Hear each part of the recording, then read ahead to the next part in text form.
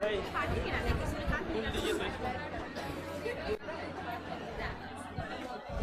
वाला टूल ले लीजिए आप, ले लीजिए, टूल पे बैठ जाइए, टूल पे बैठ जाइए, टूल पे बैठ जाइए, इस पे लिख लीजिए।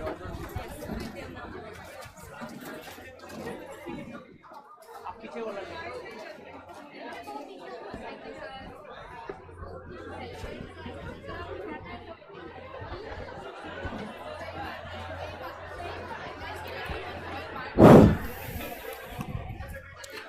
चलिए, क्या हालचाल है? बढ़िया है? पढ़ लिख रहे हैं ना? पढ़िए लिखिए मन से, ठीक है?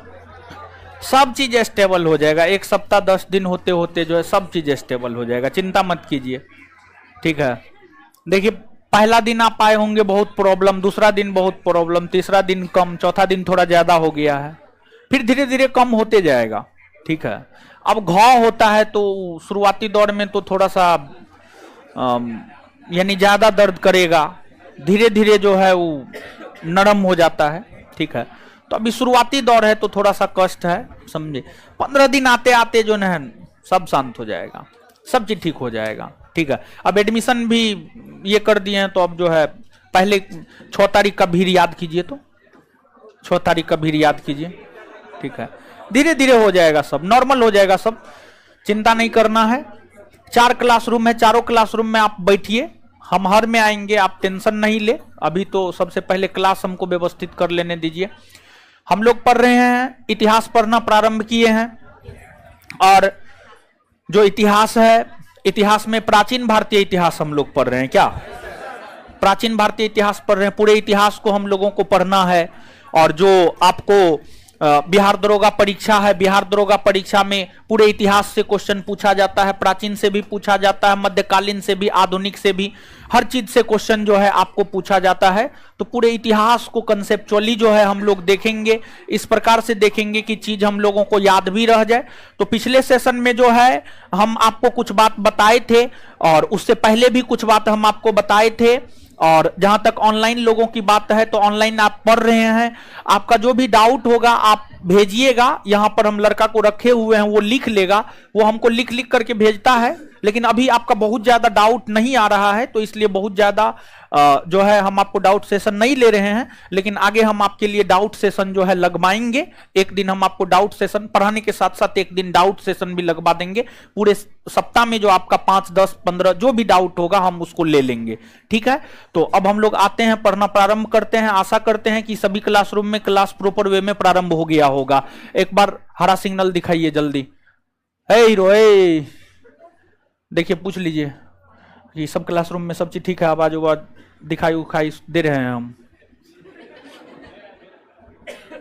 पूछिए, जल्दी पूछिए, तब तक हम क्वेश्चन पूछते हैं, ठीक है? चलिए,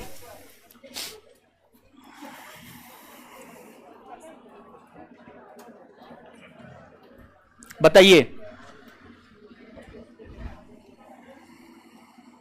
जो अथर्ववेद है, अथर्ववेद के ऊपर कौन सा ब्राह्मण ग्रंथ लिखा गया है?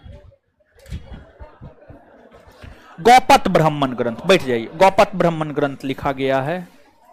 ऐरो अथर्ववेद के पाठकर्ता को क्या कहते हैं? मार फटास ठीक कर देंगे, हम जान ले लेंगे जी। ब्रह्मा। क्या कहते हैं? ब्रह्मा। ऐरो खड़ा हो। सबसे बड़ा सतपथ ग्रंथ कौन है? सबसे बड़ा सॉरी, हम तो आंसर ही बोल, सॉरी। अच्छा ठीक है, कोई बात नहीं है। सबसे प्राचीनतम पुराण कौन है? मत्स्य पुराण। चश्मा खड़ा हो। गुप्त वंश के विषय में जानकारी कौन पुराण देता है? गुप्त वंश। बैठ जाइए, ठीक है, बहुत बढ़िया। चश्मा खड़ा हो। हाँ बोलिए। जो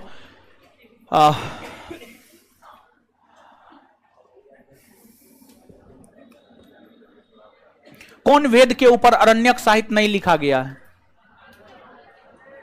अथर्ववेद। अथर्ववेद।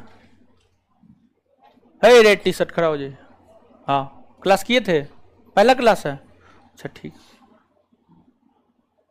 चेहरों ने याद है कौन किया है क्लास, कौन नहीं किया। किनका किनका पहला क्लास है आज? अच्छा चलिए, किनका किनका पहला क्लास हाथ खड़ा कीजिए तो। अच्छा चलिए ठीक है, तो इससे पहले जो है 2 क्लास हम पढ़ाए हुए हैं, ठीक है, 2 क्लास पढ़ाए हैं, तो उसमें जो है हम बताए हैं, पढ़ाए लिखाए हैं, समझाए हैं। तो संस्थान की एप्लीकेशन पर बिहार दरोगा 3rd बैच है, बिहार दरोगा बैच है, उसमें 3रा बैच है। 3रा बैच में जाकर के जो है, जो भी लोग इससे पहले 2 क्लास नहीं किए हैं, आप जाकर के वो दोनों क्लास जो है कर ले, समझ गए। अगर आपको पढ़ना है रेगुलर वे में तब, नहीं पढ़ना है, इसे आना है, देखना है, चले जाना है, तब तो कोई बात ही नहीं है, तब तो नहीं पढ़ना है, नहीं करना है। ऐसे तो डेमो फेमो बंद हो गया है अब तो आज मैक्सिमम 90% लोग जो है, जो एडमिशन ले लिए हैं वही आए होंगे। कार्ड चेक हुआ था ना? लड़की लोग का कार्ड चेक नहीं हुआ है ना? हमको लड़का एक कंप्लेन कर रहा था। अच्छा ठीक, हम लड़की का भी कार्ड चेक करवाएंगे। चलिए अब आते हैं, देखिए जो चैप्टर पढ़ रहे थे उस चैप्टर में तो बहुत सारी बातें हैं। पूरे प्राचीन भारतीय इतिहास में इसकी चर्चा होगी। पहले चैप्टर की चर्चा होगी। पहले चैप्टर की चर्चा, जैसे पहला प्यार जो होता है जीवन में हमेशा याद रहता है, समझिएगा, चाहे आप जीवन के किसी भी अवस्था में हो। तो उसी प्रकार से जो पहला चैप्टर है ना, हो पहला चैप्टर की चर्चा हर चैप्टर में होगी, समझ गए। तो पहला चैप्टर को आज हम प्रयास करते हैं जो है खत्म कर देने का, सब चीज बता देने का। और उसके बाद दूसरा चैप्टर जो है मेन तौर पर जो है ना, जब आप पाषाण युग में इंटर कर जाएंगे ना, तो फिर जो है आपको फिर तो लिखना नहीं है। हम तो आपको बोले हुए ही हैं पहला चैप्टर में लिखाएंगे, उसके बाद हम आपको लिखाएंगे नहीं। तो अभी लिखना है, पढ़ना है, सुनना है, समझना है, हर चीज करना है, समझ गए। तो अब ध्यान दीजिएगा, प्राचीन भारतीय इतिहास का सिलेबस हम आपको बताए थे, ठीक है, बताए थे ना कि प्राचीन भारतीय इतिहास में हमें प्राचीन भारतीय इतिहास के स्रोत को, पाषाण युग को, हड़प्पा सभ्यता को, वैदिक सभ्यता को, महाजनपद काल, बौद्ध और जैन, मौर्य वंश, गुप्त वंश, शुंग वंश, सातवाहन वंश, इन सभी राजवंशों के विषय में हमें पढ़ना होता है, समझ गए। तो अब देखिएगा, हम आपको चर्चा कर रहे थे प्राचीन भारतीय इतिहास को जानने के स्रोत। प्राचीन भारतीय इतिहास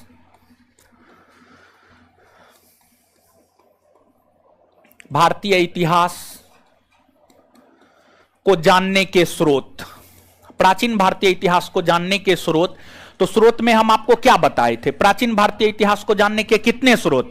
3 स्रोत। 3 स्रोत है। एक साहित्यिक स्रोत है, और दूसरा विदेशी यात्रियों का विवरण है, और तीसरा आपको पूरा तात्विक स्रोत। तीसरा आपको पूरा तात्विक स्रोत। तो अभी हम लोग जो है चर्चा कर रहे थे साहित्यिक स्रोत की, ठीक है। तो स्रोत में 3 गो स्रोत है। एगो जो है आपको साहित्यिक स्रोत है, साहित्यिक स्रोत है। दूसरा अगर हम देखें तो दूसरा है आपको विदेशी यात्रियों का विवरण, विदेशी यात्रियों का विवरण। और तीसरा अगर हम देखें तो तीसरा है आपको पूरा तात्विक स्रोत। तीसरा है आपको पूरा तात्विक स्रोत। तो इसमें जो है आप सिलेबस याद रखिएगा। सिलेबस हम आपको लिखाए हैं ना, सिलेबस लिखाए हैं ना। एक बार थोड़ा सा सिलेबस पलट करके एक बार देखिए तो, बस 1 सेकंड के लिए, थोड़ा सा 1 सेकंड के लिए देखिए तो।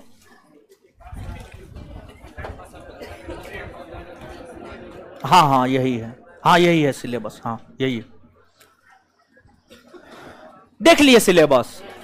चलिए तो अब आइएगा, देखिए ध्यान दीजिएगा, हम आपको क्या बताए हैं। 2 जो लेक्चर हुआ है, 2 जो क्लास हुआ है, हम आपको क्या बताए हैं।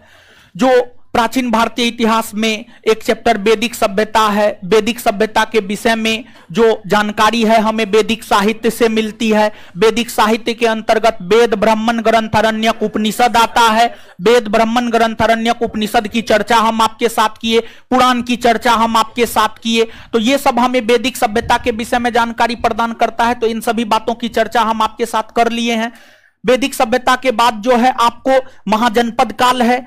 महाजनपद काल के बाद महात्मा बुद्ध और महावीर स्वामी का काल है। फिर जो है मौर्य वंश है, मौर्य वंश के बाद जो है आपको गुप्त वंश है, गुप्त वंश के बाद वर्धन वंश है, वर्धन वंश है। ये सब महान राजवंश का नाम हम आपको लिए हैं। ऐसे तो छोटे मोटे हर्यक वंश, शिशुनाग वंश, नंद वंश, कर्ण वंश, सातवाहन वंश, शुंग वंश, ये सभी राजवंश है। लेकिन मुख्य तौर पर जो है आपको जो बड़े बड़े राजवंश है, मौर्य वंश बड़ा राजवंश है, गुप्त वंश बड़ा राजवंश है, कुषाण फिर थोड़ा ठीक ठाक राजवंश है, समझिए कुषाण फिर थोड़ा ठीक ठाक राजवंश है, वर्धन फिर बड़ा राजवंश है। तो छोटे छोटे राजवंशों को हम इग्नोर कर दिए हैं, समझ गए। तो अब देखिएगा महात्मा बुद्ध और महावीर स्वामी, महात्मा बुद्ध और महावीर स्वामी के संदर्भ में हम आपको चर्चा कर रहे थे कि जो महात्मा बुद्ध और महावीर स्वामी है उसके विषय में जानकारी हमें, महात्मा बुद्ध के विषय में जानकारी हमें बौद्ध साहित्य से प्राप्त होती है। और फिर जो महावीर स्वामी है, महावीर स्वामी के विषय में जानकारी हमें जैन साहित्य से प्राप्त होती है। महावीर स्वामी के विषय में जानकारी जैन साहित्य से प्राप्त होती है। तो जैन साहित्य को आगम कहा जाता है, जैन साहित्य को आगम कहा जाता है। कई सारे जैन साहित्य है, जैसे कि आपको परिशिष्ट पर्वन, परिशिष्ट पर्वन जैन साहित्य है। फिर जो है कल्प सूत्र जैन साहित्य है। फिर जो है आपको 14 पूर्वा है, समझ गए, 14 पूर्वा है, 6 अंग है, 6 उपांग है। ये तमाम जो है आपको जैन साहित्य है। और ये जो तमाम जैन साहित्य है ये हमें जैन धर्म के विषय में जानकारी प्रदान करता है। और अगर हम जैन धर्म को देखें तो जैन धर्म के विषय में प्रारंभिक जानकारी हमें भद्रबाहु रचित कल्प सूत्र देता है। भद्रबाहु के द्वारा जो है आपको एक कल्प सूत्र की रचना की गई है। अगर हम भद्रबाहु की बात करें तो भद्रबाहु के द्वारा जो है आपको कल्प सूत्र की रचना की गई है। तो जो कल्प सूत्र की रचना भद्रबाहु के द्वारा की गई है यह हमें, समझ गए, यह हमें जैन धर्म के विषय में प्रारंभिक जानकारी प्रदान करता है। फिर जो है आपको परिशिष्ट पर्व तथा अन्य जैन साहित्य जो है हमें जैन धर्म के विषय में संपूर्णता से जानकारी प्रदान करता है। जब हम जैन धर्म पढ़ेंगे तो वहां पर जैन साहित्य को और भी विस्तार पूर्वक देखेंगे। यहां तो सिर्फ ऊपर ऊपर हम देख रहे हैं, समझ गए। इसके बाद जो है आपको मौर्य वंश है। प्राचीन कालीन राजवंशों में जो सबसे शक्तिशाली राजवंश है, जो सबसे बड़ा राजवंश है, जिसका शासन पूरे भारत के ऊपर रहा था। अगर आप मौर्य साम्राज्य को देखेंगे तो आपको यह पता चलेगा कि जो मौर्यों का शासन था, मौर्यों का शासन उत्तर में जो है आपको कश्मीर से लेकर दक्षिण में कर्नाटक तक, पूरब में बंगाल से लेकर पश्चिम में ईरान तक, पश्चिम में ईरान तक, इतने बड़े क्षेत्र में मौर्यों का शासन था। इतने बड़े क्षेत्र में मौर्यों का जो है आपको शासन था। और मौर्यों के बाद जो है गुप्तों ने, मौर्यों के बाद जो है आपको गुप्तों ने भी प्रयास किया कि इतने बड़े साम्राज्य को स्थापित कर सके, लेकिन गुप्त जो है इतने बड़े साम्राज्य को स्थापित नहीं कर पाया था। लेकिन गुप्त पूरे उत्तर भारत में निश्चित तौर पर शासन किया। और गुप्त के बाद जो वर्धन वंश है जिसके शासक हर्षवर्धन है, हर्षवर्धन ने भी लगभग पूरे उत्तर भारत पर शासन किया, पूरे उत्तर भारत पर शासन किया। तो यहां पर हम आपको जो बताने जा रहे हैं वह यह बताने जा रहे हैं कि जैसे मौर्य वंश है, मौर्य वंश के विषय में जानकारी के कई सारे स्रोत है, समझ गए। मौर्य वंश के विषय में जानकारी के कई सारे स्रोत है। आगे चल करके जब मौर्य वंश देखेंगे तो वहां पर विस्तार पूर्वक देखेंगे। लेकिन ध्यान रहे यहां पर जो मौर्यकालीन कुछ साहित्य है जो हमें मौर्य वंश के विषय में जानकारी प्रदान करता है, जो हमें मौर्य वंश के विषय में जानकारी प्रदान करता है, उसमें सबसे पहला नाम आता है अर्थशास्त्र का। उसमें जो है आपको सबसे पहला नाम आता है आपको अर्थशास्त्र का। और जो अर्थशास्त्र है, अर्थशास्त्र की रचना कौटिल्य के द्वारा की गई है, जिस कौटिल्य को इतिहास में विष्णुगुप्त कहा जाता है या फिर उसको चाणक्य भी कहा जाता है, या फिर उसको चाणक्य भी कहा जाता है। तो जो अर्थशास्त्र है, अर्थशास्त्र की रचना जो है आपको कौटिल्य के द्वारा की गई है। और ये जो अर्थशास्त्र है ये हमें मौर्यों के विषय में जानकारी प्रदान करता है। अर्थशास्त्र के अलावा जो है आपको एक ग्रंथ है कथा सरित सागर, एक ग्रंथ है आपको कथा सरित सागर। और जो कथा सरित सागर है, कथा सरित सागर नामक ग्रंथ की रचना जो है आपको सोमदेव ने किया है, सोमदेव ने किया है। कथा सरित सागर भी हमें मौर्यों के विषय में जानकारी प्रदान करता है। कथा सरित सागर के बाद जो है आपको एक ग्रंथ है वृहद कथा मंजरी, वृहद कथा मंजरी। और जो वृहद कथा मंजरी है इसके रचयिता है आपको क्षेमेंद्र, इसके रचयिता है आपको क्षेमेंद्र। यह भी हमें जानकारी प्रदान करता है। जब आप बिहार दरोगा का क्वेश्चन बैंक देखेंगे, आप एडमिशन लिए होंगे तो आपको क्वेश्चन बैंक मिला होगा। क्वेश्चन बैंक एडमिशन लिए होंगे तो क्वेश्चन बैंक मिला होगा, क्या बात करते हैं?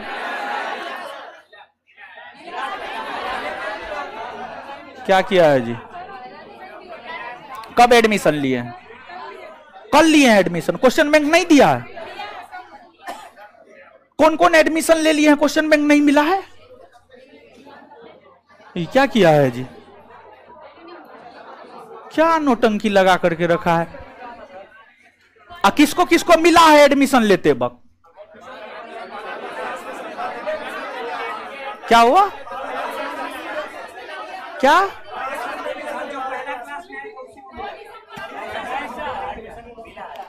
एडमिशन के वक्त मिला है? एडमिशन के वक्त किसको किसको मिला है? एडमिशन के वक्त भी मिला है क्या?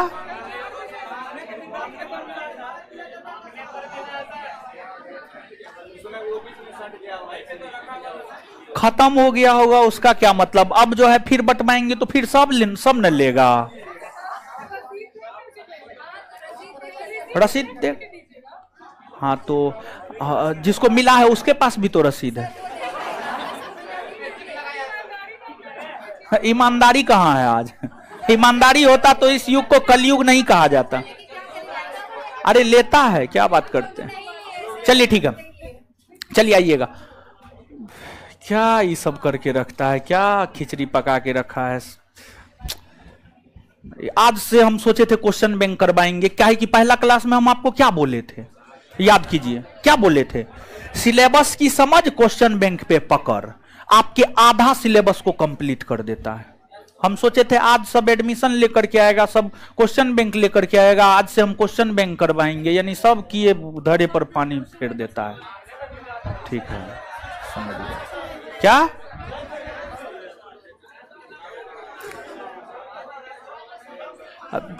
बिना क्वेश्चन बैंक का एडमिशन, अब अगर कोई सब जो भी लोग सुन रहे हैं, बिना क्वेश्चन बैंक का एडमिशन कोई नहीं लेगा ऑफिस में अब। ठीक है, क्वेश्चन बैंक नहीं देगा एडमिशन, नहीं लेगा। ठीक है, नहीं लेगा एडमिशन। ठीक है, ये सब नोटंकी बना के रखा है। क्वेश्चन बैंक नहीं देगा एडमिशन, कैंसिल करवा लीजिएगा, समझे? आइए, बृहद कथा मंजरी। बृहद कथा मंजरी के रचयिता जो है क्षेमेंद्र है। और ध्यान दीजिएगा, जब आप क्वेश्चन बैंक देखिएगा ना, तो उसमें हमको लगता है कथा सरित सागर के विषय में पूछा गया है। कथा सरित सागर के रचयिता कौन है? तो आंसर होगा सोमदेव। आंसर क्या होगा? सोमदेव। तो ये पूछा गया है, समझिए, ये पूछा गया है आपको। ठीक है, इसके अलावा आपको और भी कई सारे ग्रंथ हैं जो हमें मौर्यों के विषय में जानकारी देता है। जैसा कि आप एक ग्रंथ का नाम सुने होंगे, मुद्रा राक्षस। समझिए, मुद्रा राक्षस, मुद्रा राक्षस, मुद्रा राक्षस। ये जो मुद्रा राक्षस है, ये हमें इसकी रचना विशाख दत्त ने की है। किसने की है? विशाख दत्त। विशाख दत्त ने की है। जानते हैं, ये 4 महत्वपूर्ण साहित्य है। ये जो 4 है ये 4 महत्वपूर्ण साहित्य है जो हमें मौर्यों के विषय में विस्तार पूर्वक जानकारी प्रदान करता है। फिर मौर्य वंश के बाद शासन करने वाला जो अगला राजवंश था, वह आपको शुंग वंश था। शुंग वंश को अगर हम देखें तो शुंग वंश के जो संस्थापक थे, उनका नाम था पुष्यमित शुंग। और पुष्यमित शुंग का दरबारी कवि था, पुष्यमित शुंग का राज कवि था, उसका नाम था पतंजलि। पतंजलि, पतंजलि, पतंजलि, जो कि योग दर्शन का प्रतिपादक भी है। योग दर्शन का प्रतिपादक पतंजलि इन्हीं के दरबार में रहता था, पुष्यमित शुंग के दरबार में रहता था। और पतंजलि ने महाभाष्य नामक ग्रंथ की रचना की है। और जो पतंजलि ने महाभाष्य नामक ग्रंथ की जो रचना की है, पतंजलि पुष्यमित शुंग के दरबार में रहता था, तो स्वाभाविक सी बात है कि पुष्यमित शुंग के विषय में और शुंग वंश के विषय में महाभाष्य नामक ग्रंथ में पतंजलि लिखे होंगे। मतलब पतंजलि की रचना जो महाभाष्य है, वह हमें कहीं ना कहीं शुंग वंश के विषय में जानकारी प्रदान करता है। तो शुंग वंश के विषय में जो है जानकारी हमें महाभाष्य नामक ग्रंथ से मिलती है। और जो महाभाष्य नामक ग्रंथ है, इसकी रचना जो है आपको पतंजलि ने की है। इसकी रचना किसने की है? पतंजलि, पतंजलि ने की है। इसके अलावा अब देखिएगा, शुंग वंश में कुल मिलाकर के 10 गो शासक हुआ, जिसमें शुंग वंश के जो द्वितीय शासक हुए वे पुष्मित शुंग के पुत्र अग्निमित्र थे। और जो अग्निमित्र है वह मालविका नामक एक महिला से प्रेम करता था। तो जो अग्निमित्र और मालविका है, इन दोनों के प्रेम कहानी तथा शुंग वंश के विषय में जानकारी हमें मालविका अग्निमित्रम नामक ग्रंथ भी देता है। और जो मालविका अग्निमित्रम नामक ग्रंथ है उसके रचयिता आपको कालिदास है, उसके रचयिता आपको कालिदास है। और ध्यान रहे कि प्राचीन काल में जितने भी विद्वान हुए उन सभी विद्वानों में सबसे महान विद्वान कालिदास थे, सबसे महान विद्वान कालिदास थे। और कालिदास को भारत का शेक्सपियर कहा जाता है। कालिदास के द्वारा सिर्फ मालविका अग्निमित्रम नामक ग्रंथ ही नहीं बल्कि कालिदास के द्वारा और भी कई सारे ग्रंथों की रचना की गई है। जैसे कि कालिदास ने रघुवंशम, मेघदूतम, ऋतु संहार, विक्रमोर्वशीयम, अभिज्ञान शाकुंतलम, ये सभी ग्रंथों की रचना कालिदास ने की है। और कालिदास के इन ग्रंथों में जो मालविका अग्निमित्रम है ये हमें शुंग वंश, लेकिन इसके अलावे जो कालिदास की अन्य रचना है वह हमें गुप्त वंश के विषय में जानकारी देता है। तो शुंग वंश के विषय में जानकारी पतंजलि का महाभाष्य, और पतंजलि के महाभाष्य के बाद जो है आपको मालविका अग्निमित्रम, मालविका अग्निमित्रम, और इसके रचयिता कौन है आपको कालिदास, इसके रचयिता कौन है आपको कालिदास, कालिदास। इसके बाद जो है आपको शुंग वंश के बाद जो महान राजवंश हुआ था वह आपको कुषाण वंश हुआ था। खैर कुषाण वंश के विषय में जानकारी को अगर आप देखेंगे तो कुषाण वंश के विषय में जानकारी, कुषाण वंश में तीसरे और सबसे महान शासक कनिष्क हुए थे। कनिष्क के दरबार में बहुत सारे विद्वान रहते थे। उन विद्वानों में आपको अश्वघोष की चर्चा देखने को मिलती है। अश्वघोष के द्वारा बुद्ध चरितम की रचना की गई थी। बुद्ध चरितम हमें कुषाण वंश के विषय में जानकारी प्रदान करता है। फिर आपको वसुमित्र की चर्चा देखने को मिलती है। वसुमित्र जो है कुषाण वंश के शासक कनिष्क के ही दरबार में रहते थे। वसुमित्र ने महाविभा सूत्र नामक ग्रंथ की रचना की है। यानी कहने का मतलब यह हुआ कि इसके बाद शासन करने वाला जो एक महानतम राजवंश आपको कुषाण वंश है। कुषाण वंश के विषय में जानकारी के जो महत्वपूर्ण स्रोत है वह आपको बुद्ध चरितम है, बुद्ध चरितम है। और जो बुद्ध चरितम है इसके रचयिता आपको अश्वघोष है। बुद्ध चरितम है, इसके रचयिता कौन है? अश्वघोष। और इसके बाद जो है आपको महाविभा सूत्र है। और जो महाविभा सूत्र है, महाविभा सूत्र के रचयिता जो है आपको वसुमित्र है। कौन है? आपको वसुमित्र है, वसुमित्र है। और ये दोनों कनिष्क के दरबार में रहते थे। आप विशेष तौर पर याद कीजिएगा, इतिहास में पढ़िएगा, बौद्ध धर्म के अंतर्गत बौद्ध धर्म के प्रचार प्रसार को लेकर जो है 4 बौद्ध सम्मेलन का आयोजन हुआ था, जिसमें चौथा बौद्ध सम्मेलन कनिष्क के शासनकाल में कश्मीर के कुंडल वन में हुआ था, जिसकी अध्यक्षता वसुमित्र ने की थी और उपाध्यक्ष अश्वघोष थे, उपाध्यक्ष अश्वघोष थे। वसुमित्र के द्वारा महाविभा सूत्र नामक ग्रंथ की रचना की गई है और अश्वघोष के द्वारा बुद्ध चरितम नामक ग्रंथ की रचना की गई है। एक क्वेश्चन पूछना चाहते हैं, ठीक है, पिछले क्लास में बताए थे। अब चेहरे ने पहचान में आ रहा है कौन क्लास की है कौन नहीं की है। हाँ, आप लोग में भी नहीं, अभी तो एक आधे क्लास में हुआ है, आप तो आए थे। हाँ,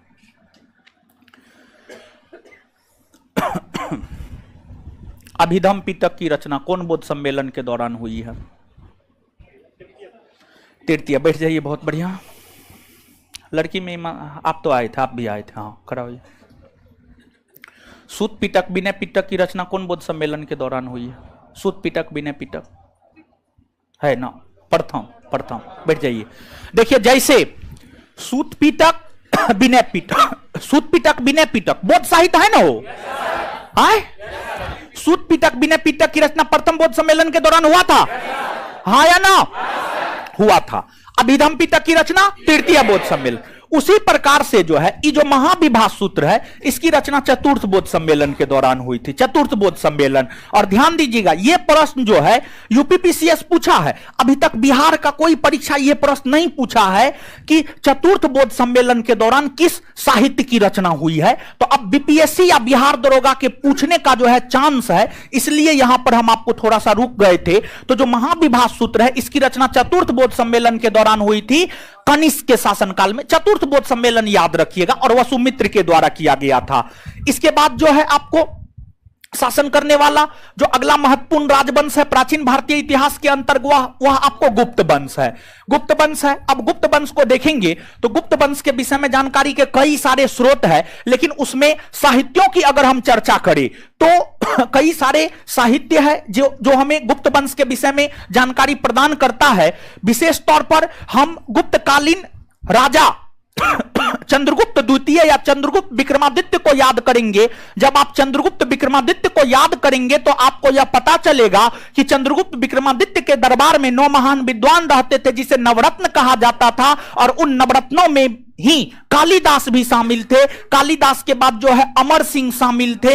अमर सिंह के बाद जो है आपको वराह मिहिर शामिल थे, वर रुचि शामिल थे, धनवंतरी शामिल थे। ये सभी के सभी चंद्रगुप्त विक्रमादित्य के दरबार में रहने वाले नवरत्नों में शामिल थे, और इन सभी के द्वारा कई सारे साहित्यों की रचना की गई है। और इन सभी के द्वारा जो कई सारे साहित्यों की रचना की गई है वह साहित्य हमें कहीं ना कहीं गुप्त वंश के विषय में जानकारी प्रदान करता है, जिसमें गुप्त वंश के विषय में जानकारी के जो सबसे महत्वपूर्ण स्रोत है वह आपको कालिदास की रचना है। गुप्त वंश के विषय में जानकारी के जो सबसे महत्वपूर्ण स्रोत है वह आपको कालिदास की रचना है। तो अभी तुरंत हमने आपको कालिदास के रचना के विषय में बताया था। कालिदास के द्वारा जो है आपको अभिज्ञान शाकुंतलम,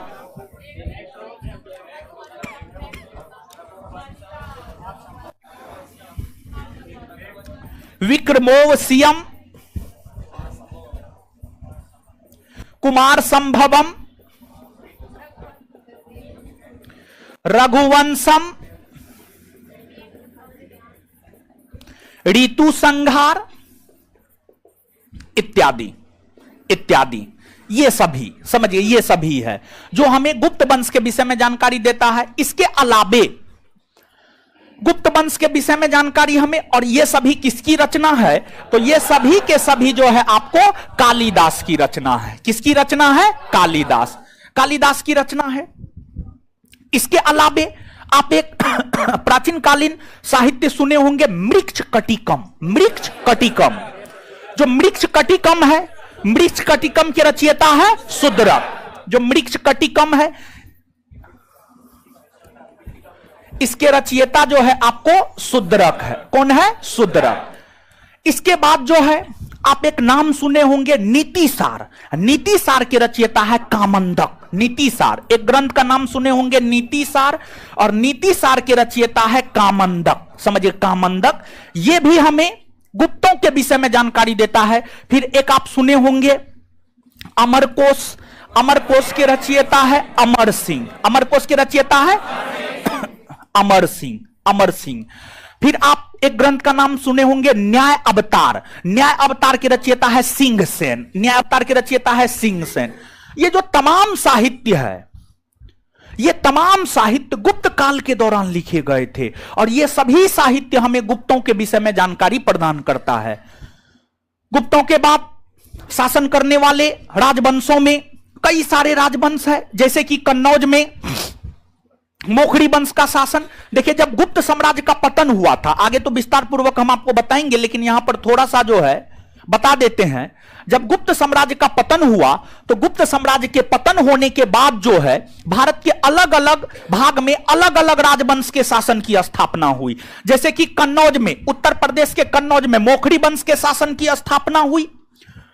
हरियाणा के थानेश्वर में वर्धन वंश के शासन की स्थापना हुई। गुजरात के बल्लभी में मैत्रक वंश के शासन की स्थापना हुई।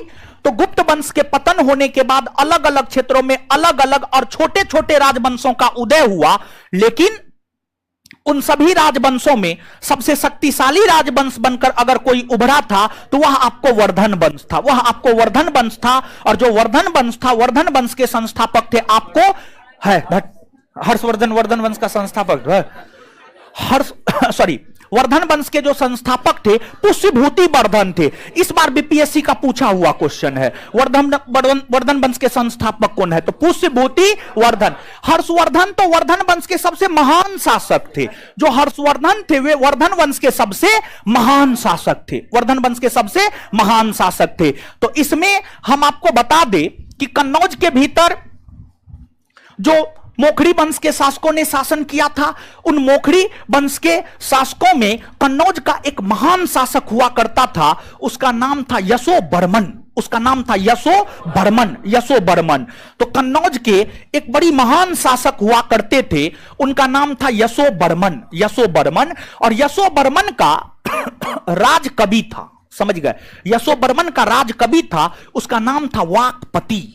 यशोवर्मन का राजकवि था, उसका नाम था वाकपति। और वाकपति के द्वारा जो है गोडवाहो नामक साहित्य की रचना की गई थी। वाकपति के द्वारा गोडवाहो नामक साहित्य की रचना की गई थी, जो कि हमें कन्नौज के मोखरी वंश के विषय में और विशेष तौर पर यशोवर्मन के विषय में जानकारी प्रदान करता है। और ध्यान रहे कि बिहार दरोगा और बीपीएससी इस साहित्य के विषय में नहीं पूछा है, और ध्यान रहे कि यूपीपीसीएस इस साहित्य को पूछ दिया है। देखिए, अगर हम विशेष तौर पर बिहार दरोगा परीक्षा को देखें तो बिहार दरोगा परीक्षा यूपीपीसीएस के क्वेश्चन को सीधे तौर पर उठा करके पूछता है। इसलिए जो बात यूपीपीसीएस में पूछ दिया गया है उस पर हम विशेष जोर देते हैं, क्योंकि उसके पूछने की संभावना अधिक होती है। तो यूपीपीसीएस ने इसको पूछ दिया है, तो बिहार दरोगा परीक्षा में इसके पूछने की संभावना है। आपसे पूछा जाएगा किस रूप में, आपसे पूछा जाएगा कि गोडवाहो नामक साहित्य के रचयिता कौन है, तो आपको सीधे तौर पर उत्तर देना है कि गोडवाहो नामक साहित्य के रचयिता कौन है, आपको वाकपति। वाकपति किसके दरबारी कवि थे, तो वाकपति यशोवर्मन के दरबारी कवि थे। यशोवर्मन कहां के शासक थे, तो यशोवर्मन कन्नौज के शासक थे। कहां के शासक थे, कन्नौज के शासक थे।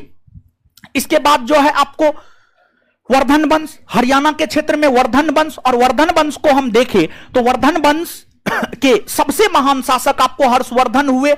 हर्षवर्धन के विषय में कहा जाता है कि हर्षवर्धन स्वयं भी एक विद्वान व्यक्ति था। हर्षवर्धन के द्वारा नागानंद रत्नावली प्रियदर्शिका नामक ग्रंथ की रचना की गई थी। नागानंद रत्नावली प्रियदर्शिका नामक ग्रंथ की रचना हर्षवर्धन के द्वारा की गई थी। फिर हर्षवर्धन के दरबारी कवि थे, हर्षवर्धन के दरबारी कवि का नाम क्या हुआ, गलत क्लास में आ गए, तबीयत खराब है कि बहाना है, इतना बढ़िया तो दिखने में लग रहे हैं, बताइए तबीयत खराब कहां से नजर आ रहा है। जाने वाले को कोई रोक भी नहीं सकता है, तो हम तो रोक ही नहीं सकते हमारा तो औकात नहीं है रोकने का। ज्यादा कुछ नहीं बोलेंगे बेचारी नाराज हो जाएगी। मोबाइल साइलेंट, नानी याद दिला देंगे हम। लड़की मोबाइल साइलेंट कीजिए, जल्दी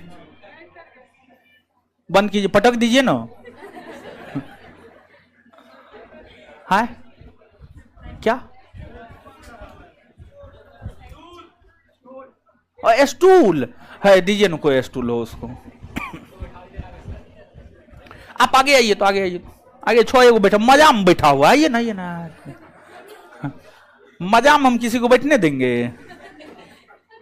बैठिए बैठिए बैठिए, हाँ देखिए देखिए, तब बैठिए।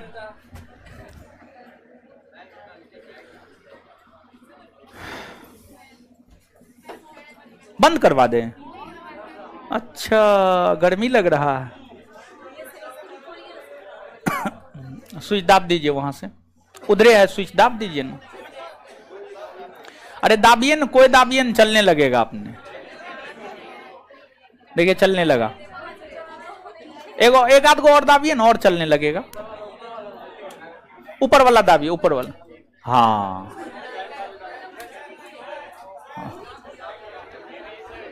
वो भी चला दे। है महाराज, पढ़ी है ये भाई, चलिए है बैठिए बैठिए। देखिए इसके बाद जो है आपको वर्धन वंश है। वर्धन वंश को देखें हम तो जो वर्धन वंश है, वर्धन वंश है, वर्धन वंश के सबसे महान शासक आपको थे हर्षवर्धन। हर्षवर्धन का दरबारी कवि था, उनका नाम था बाणभट्ट। बाणभट्ट, और बाणभट्ट के द्वारा हर्षचरित नामक ग्रंथ की रचना की गई थी। जो बाणभट्ट है, बाणभट्ट के द्वारा हर्षचरित नामक ग्रंथ की रचना की गई थी। और यह जो हर्षचरित है यह हमें वर्धन वंश के विषय में विस्तार पूर्वक जानकारी प्रदान करता है। और यहां पर एक बात हम आपको बताना चाहेंगे कि जो हर्षवर्धन था, हर्षवर्धन साम्राज्यवादी शासक था।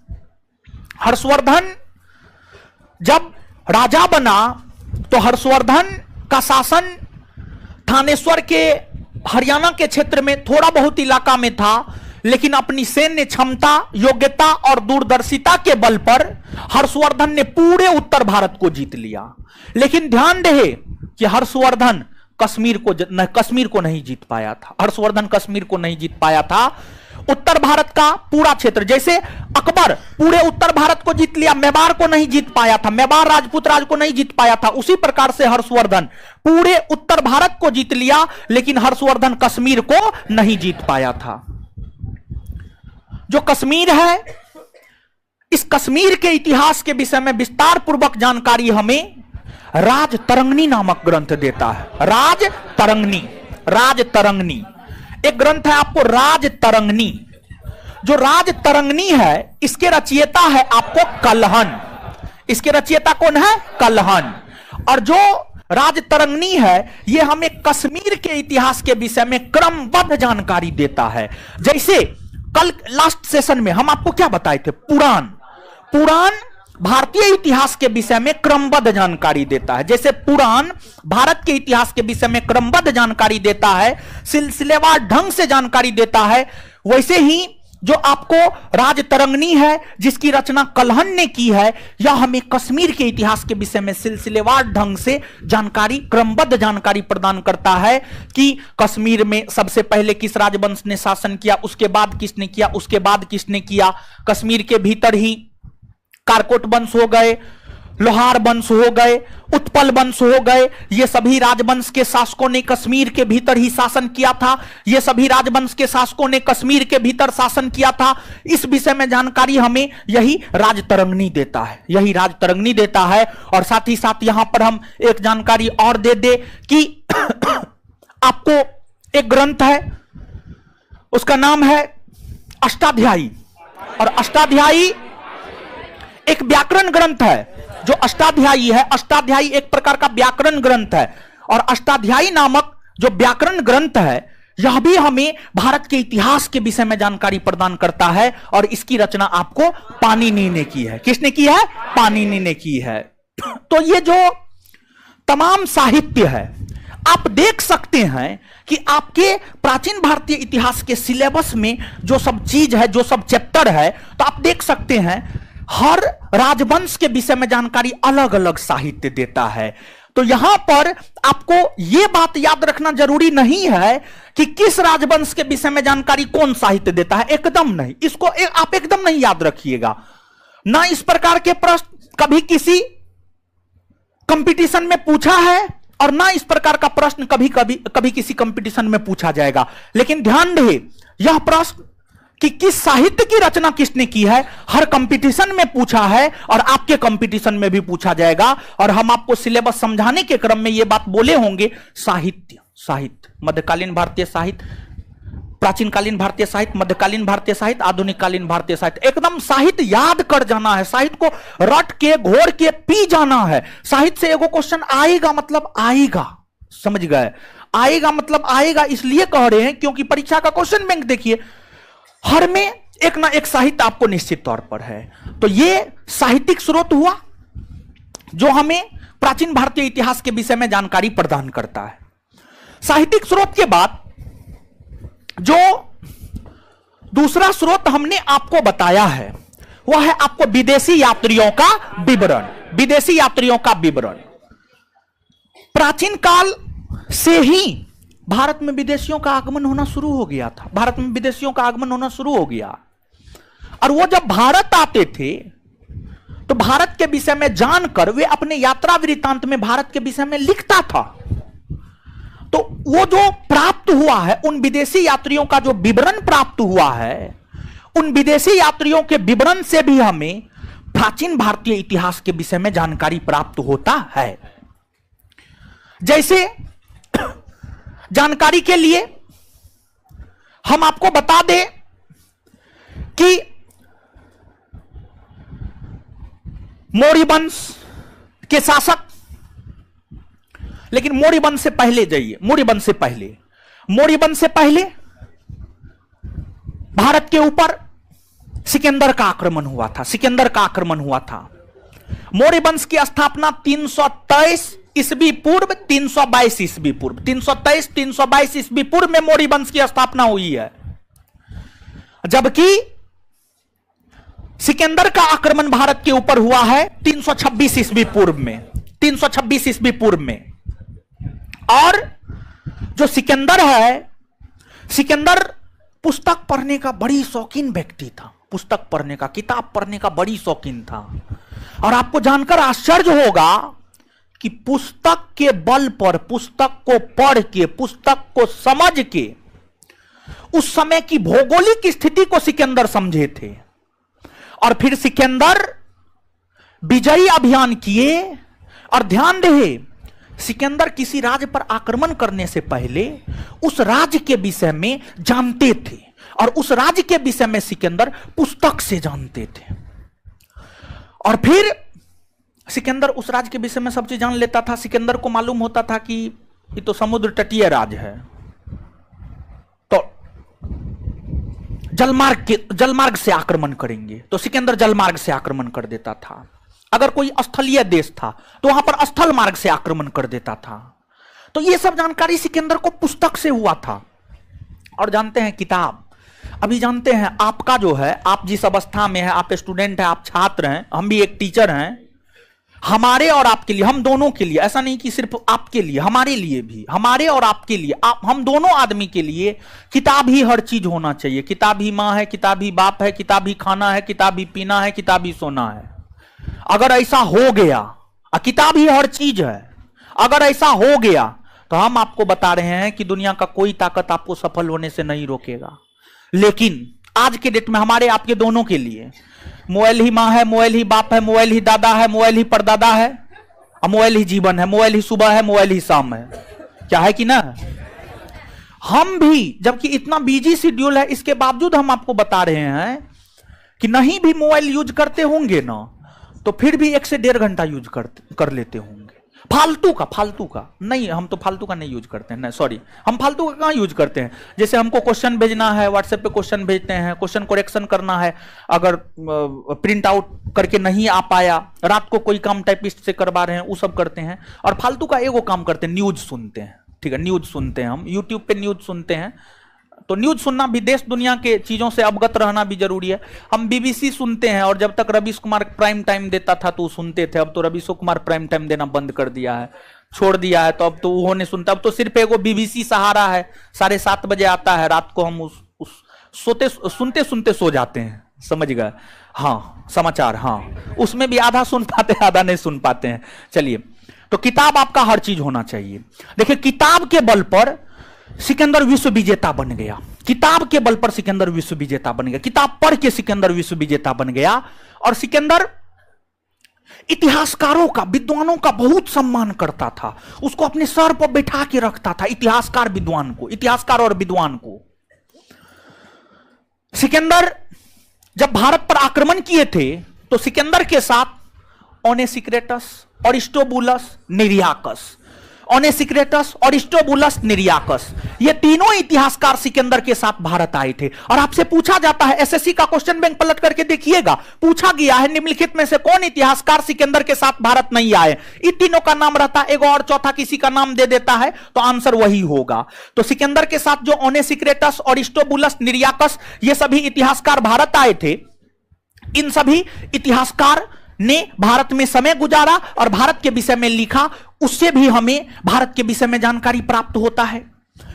फिर जब आपको जाकर के मौर्य वंश के शासन की स्थापना हुई, मौर्य वंश के शासन की स्थापना चंद्रगुप्त मौर्य के द्वारा किया गया था। चंद्रगुप्त मौर्य और सेल्यूकस निकेटर के बीच वैवाहिक संबंध स्थापित हुआ था। सेल्यूकस निकेटर ने अपनी पुत्री का विवाह चंद्रगुप्त मौर्य के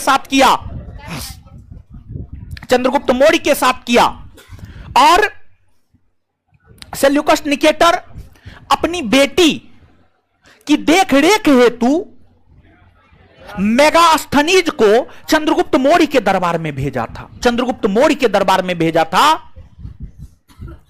और जो मेगास्थनीज है लंबे समय तक भारत में रहे थे और उस समय मौर्य वंश की राजधानी पाटलिपुत्रा हुआ करती थी और पाटलिपुत्रा में ही मेगास्थनीज ने अपने जीवन का अधिकतर समय गुजारा था और मेगास्थनीज के द्वारा इंडिका नामक ग्रंथ की रचना की गई थी। और मेगास्थनीज के द्वारा जो इंडिका नामक ग्रंथ की रचना की गई थी वह इंडिका हमें उस समय के भारत यानी मौर्यकालीन भारत के विषय में जानकारी प्रदान करता है।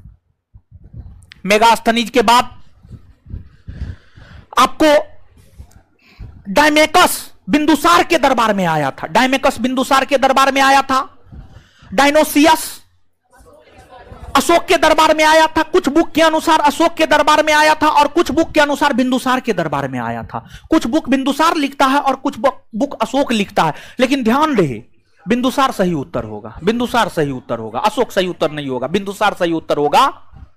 तो जो आपको डायमेकस, डायनोसियस, मेगास्थनीज ये तीनों मौर्य काल में भारत आया था और इन तीनों ने जो यात्रा वृत्तांत लिखा है उस यात्रा वृत्तांत से हमें प्राचीन कालीन भारत के विषय में जानकारी प्राप्त होता है।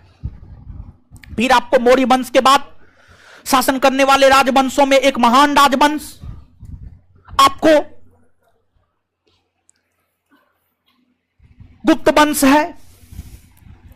गुप्त वंश को अगर आप देखेंगे तो गुप्त वंश के दौरान गुप्त वंश के महान शासकों में से सबसे महान शासक चंद्रगुप्त द्वितीय या चंद्रगुप्त विक्रमादित्य हुए। चंद्रगुप्त विक्रमादित्य के दरबार में चीनी यात्री फाहियान भारत आया था, चीनी यात्री फाहियान। और फाहियान बौद्ध धर्म को मानता था। फाहियान दो शब्द फा प्लस हियान से मिलकर बना है। फा का अर्थ धर्म होता है, हियान का अर्थ आचार्य होता है, अर्थात फाहियान का शाब्दिक अर्थ होता है धर्माचार्य, धर्माचार्य। फाहियान का शाब्दिक अर्थ होता है धर्माचार्य। फाहियान बौद्ध धर्म को माना करता था। फाहियान कौन धर्म को माना करता था? बौद्ध धर्म, बौद्ध धर्म को माना करता था। और विशेष तौर पर बौद्ध धर्म से संबंधित स्थलों के भ्रमण और बौद्ध धर्म के विषय में जानकारी प्राप्त करने को लेकर फाहियान भारत आया। लेकिन फाहियान ने लगभग पूरे भारत का भ्रमण किया और फिर भारत के विषय में उन्होंने लिखा। और भारत के विषय में उन्होंने जिस साहित्य में लिखा है उस साहित्य का नाम है फुकुची। फुकुची, उस साहित्य का नाम है फुकुची। फुकुची, फुकुची, फुकुची,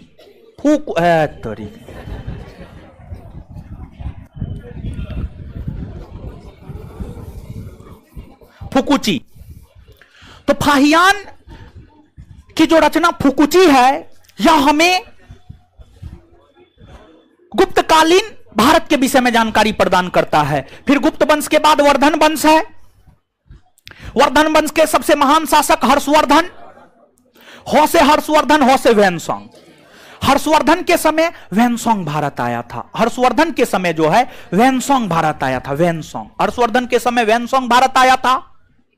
और जो वैनसोंग था, वैनसोंग भी बौद्ध धर्म को मानता था। वैनसोंग भी बौद्ध धर्म को मानता था और गौतम बुद्ध के जीवन से जुड़े स्थलों के भ्रमण और बौद्ध धर्म से संबंधित जानकारी प्राप्त करने के लिए ही वैनसोंग भी भारत आया था। और वैनसोंग भारत आने के बाद उन्होंने भी भारत का भ्रमण किया और वैनसोंग कश्मीर से लेकर कन्याकुमारी तक की यात्रा किया था। ऐसे तो फाहियान, वैनसोंग के अलावा इतसिंग, संयुगन, इतसिंग भी आया था, संयुगन भी आया था। ये सब भी चीनी यात्री ही था।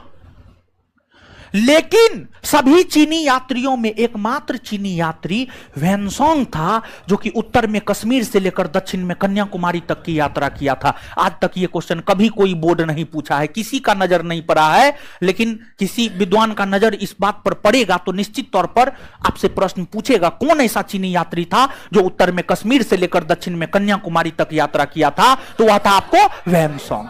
वैनसोंग था। तो आप देख रहे हैं कि अलग अलग कालखंड में, अलग अलग राजा के समय, अलग अलग विदेशी यात्री भारत आ रहे हैं, यात्रा वृत्तांत लिख रहे हैं, उससे हमें भारत के विषय में, प्राचीन कालीन या उस समय के भारत के विषय में जानकारी प्राप्त होती है। तो कहीं ना कहीं विदेशी यात्रियों का विवरण भी हमें भारत के विषय में जानकारी प्रदान करता है। इतना बात समझ में आया? आए, इतना बात 1 सेकंड में याद कर ले हम लोग। आए, बोलिए, हो ना जाएगा? हो जाएगा, ठीक है। देखिए, जब तक अफसर नहीं बने हैं, बोल के पढ़िए। अफसर बन जाइएगा, मुंह बंद करके ऐसे फाइल देखिएगा, ठीक है? तो अभी बोल के पढ़िए एकदम, ठीक है?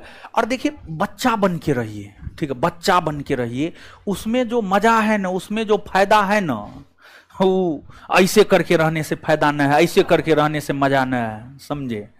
हम हाल फिलहाल में गांव गए हुए थे, ठीक है? बहुत दिन के बाद गांव गए हुए थे हाल फिलहाल में, ठीक है?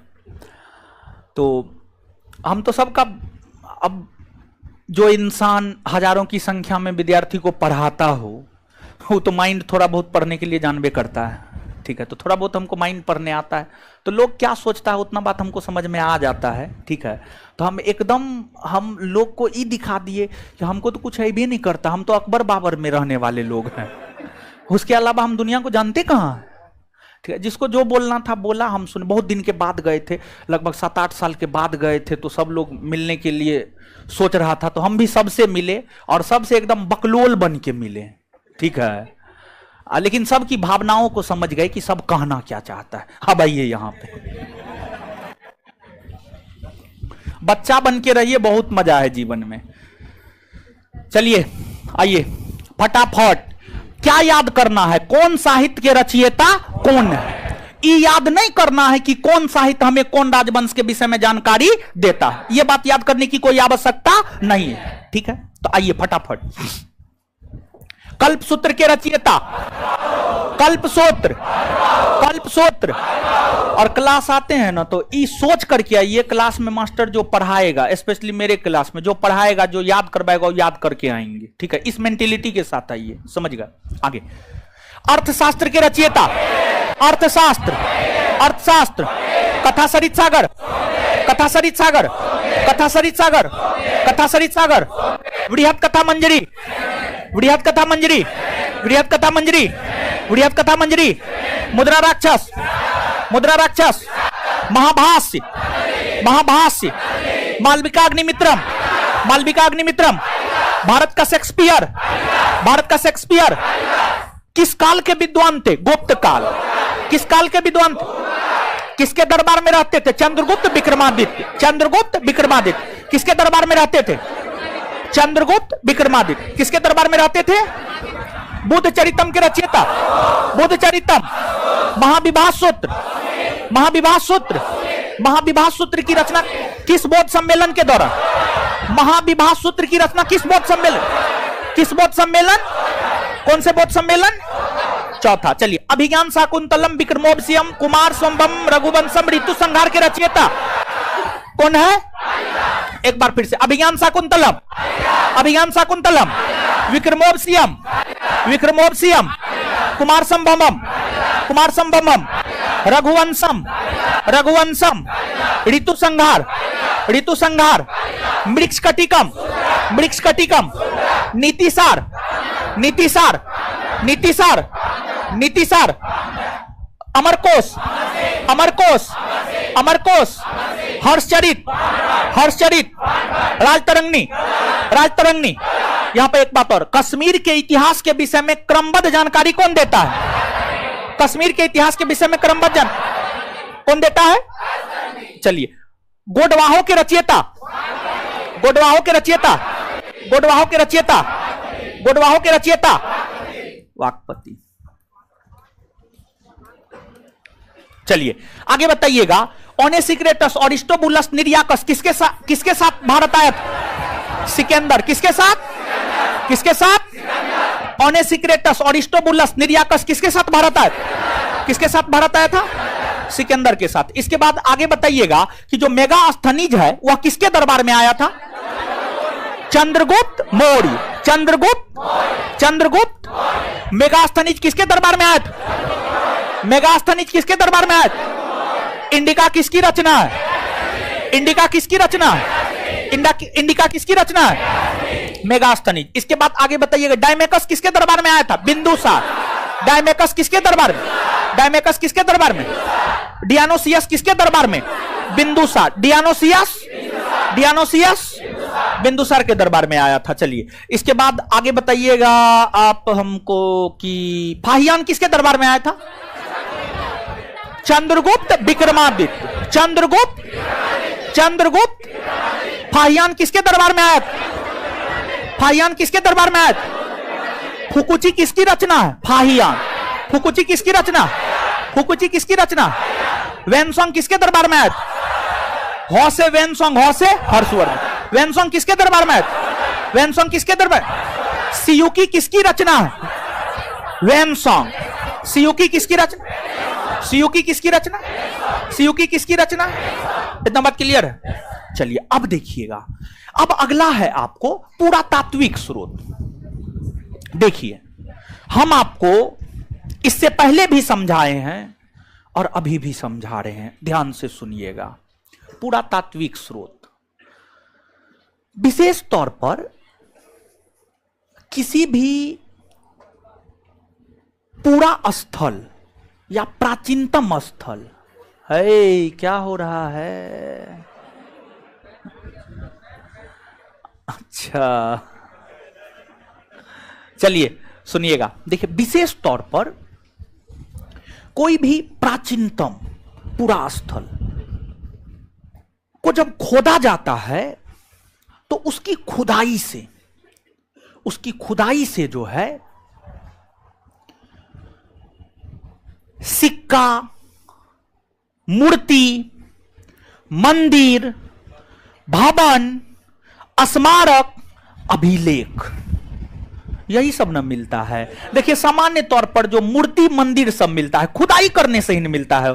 कोई व्यक्ति बहुत खोदा अपने खेत में तो देखा मूर्ति मिल गया, मंदिर मिल गया, सिक्का मिल गया, सोना का सिक्का मिल गया, सोना का, हाँ घड़ा भी, हाँ हाँ हाँ मिला है आपको? आपको मिला है?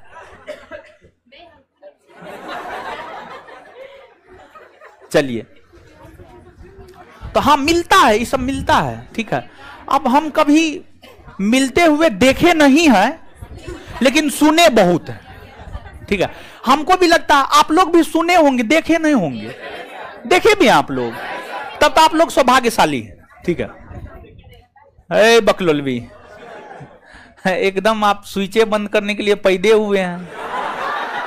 दाबते रहिए, स्विचे दाबिए, एक बार ऑफ कीजिए, फिर ऑन कीजिए, फिर ऑफ कीजिए, फिर ऑन कीजिए। ऐसे कहिएगा पंखा चालू कीजिए, बंद कीजिए, चालू कीजिए, बंद कीजिए, तो आप वही करने के लिए आए हैं कि आप हमको सुनने आए हैं? हमको सुनिए सीधा, नहीं तो मुंह तोड़ देंगे हम। चलिए अब सुनिए, अब जो है जैसे रहने दीजिए। तो हो गया आप ही लोग ने बोल रहे थे बंद करो, तो आप अपने मन से कर रहे थे। आप बोले पंखा बंद कर दीजिए, बंद कर दीजिए। देखिए लाइट जला दीजिए, पंखा बंद कर दीजिए। तोरिका आप लोग क्या कर रहे हैं? चलिए सुनिए, अब देखिए तो समझिएगा आप चीजों को यहां पर कि जो प्राचीनतम स्थल है, पूरा स्थल है, उन सभी के खुदाई से अभिलेख, सिक्के, मंदिर, मूर्ति, भवन, स्मारक, ये सब जो मिले हैं यही पुरातात्विक स्रोत के अंतर्गत आता है। यही सब जो है किसके अंतर्गत आता है? पुरातात्विक स्रोत के अंतर्गत। तो पुरातात्विक स्रोत के अंतर्गत हम कह सकते हैं अभिलेख, अभिलेख के बाद सिक्का, सिक्का के बाद मंदिर और मूर्ति, मंदिर और मूर्ति, और फिर स्मारक और भवन, स्मारक और भवन, स्मारक और भवन। हाँ समाधि भी, हाँ ठीक है। तो ये सभी पुरातात्विक स्रोत के अंतर्गत आते हैं। अब यहां पर आप समझिएगा, अभिलेख का अध्ययन हम मानव जिस विज्ञान के अंतर्गत करते हैं उसे एपिग्राफी कहा जाता है। एपिग्राफी कहा जाता है, एपिग्राफी। और साथ ही साथ सिक्का का अध्ययन हम मानव जिस विज्ञान के अंतर्गत करते हैं उसे न्यूमिस्मेटिक्स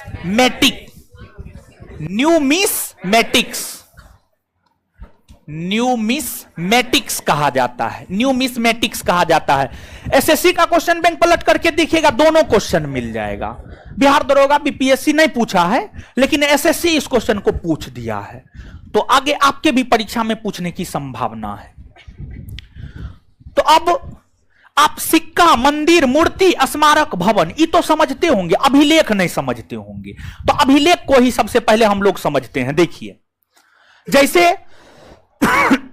जैसे कि आज हमारे प्रधान सेवक मोदी जी को जनता को कुछ कहना है, जनता को संबोधित करना है, तो मोदी जी टेलीविजन पर आकर जनता को संबोधित कर देते हैं कि आज रात में 12 बजे से 500,000 का नोट बंद,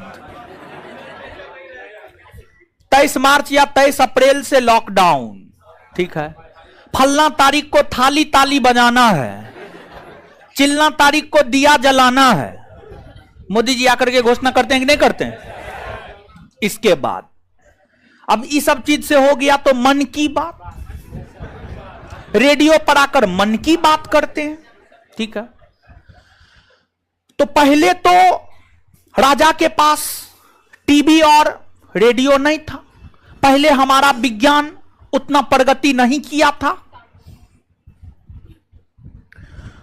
तो राजा को अगर जनता को संबोधित करना होता था तो राजा बड़ा बड़ा पिलर बनवाता था, पिलर या शिलापट, और उस पर अपना आदेश लिखता था। मैं आपका राजा यह घोषणा करता हूं कि फलना क्षेत्र में फलना दिन को पशु हत्या पर प्रतिबंध लगा हुआ है, इस तारीख को आप पशु हत्या ना करें, ठीक है। तो मतलब पहले के राजा को अगर जनता को संबोधित करना होता था, जनता को आदेश देना होता था, तो बड़े बड़े शिला पट पर, बड़े बड़े स्तंभ पर, बड़े बड़े गुफाओं में जाकर लेख लिख देते थे कि मैं ये चाहता हूं, मेरी जनता ये करे ये ना करे। इसी को अभिलेख कहा गया। और ध्यान रहे,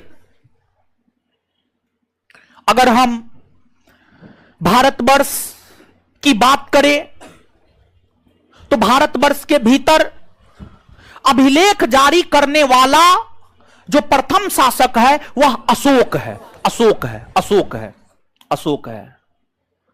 पूरे भारतवर्ष के भीतर सबसे पहले अभिलेख जारी अशोक ने किया था। और अशोक के शासनकाल की बहुत सारी विशेषताएं हैं, लेकिन उसके शासनकाल की जो सबसे बड़ी विशेषता है, उसके शासनकाल की सबसे बड़ी विशेषता है अभिलेख का जारी किया जाना। अशोक के शासनकाल की सबसे बड़ी विशेषता है। और आपको जानकर आश्चर्य होगा कि एक विद्वान है doctor DR. Bhandarkar, DR. Bhandarkar नामक विद्वान ने अशोक के पूरे शासनकाल को अभिलेख के आधार पर ही लिखने का प्रयास किया है। यानी डी.आर. भंडारकर जो है अशोक के विषय में जो किताब लिखा है, अशोक के जो अभिलेख मिले हैं, उसी आधार पर अशोक के जीवन पर एक किताब डॉक्टर डी.आर. भंडारकर नामक विद्वान ने लिखा है। और अशोक सैकड़ों की संख्या में अभिलेख जारी किए थे। कुछ बड़े अभिलेख थे, कुछ छोटे अभिलेख थे। बड़े अभिलेख 14 थे, छोटे अभिलेख सैकड़ों की संख्या में थे।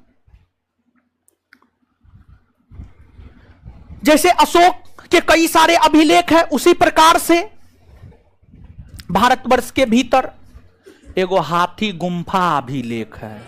हाथी गुम्फा अभिलेख कलिंग नरेश खारबेल, कलिंग नरेश खारबेल। हाथी गुम्फा अभिलेख के विषय में हम आपको बता दें कि जो हाथी गुम्फा अभिलेख है,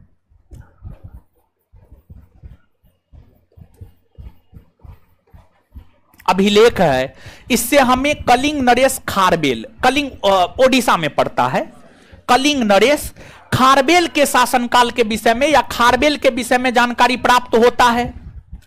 फिर इसके बाद आगे है आपको हाथी गुम्फा अभिलेख के बाद आपको प्रयाग प्रशस्ति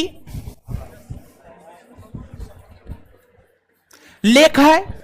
जो प्रयाग प्रशस्ति लेख है यह हमें गुप्तकालीन शासक समुद्रगुप्त के विषय में जानकारी प्रदान करता है।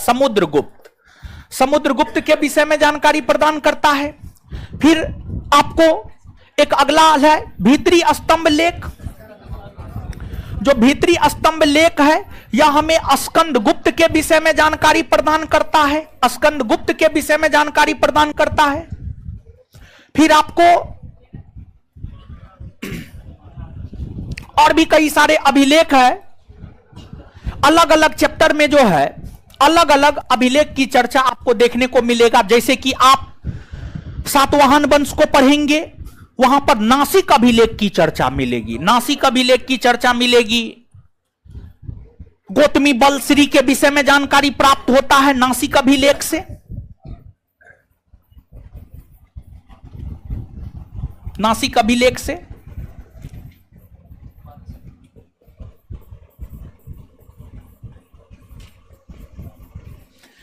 फिर आपको एक जूनागढ़ या गिरनार अभिलेख मिलेगा। और जो जूनागढ़ या गिरनार अभिलेख है इससे हमें स्कंदगुप्त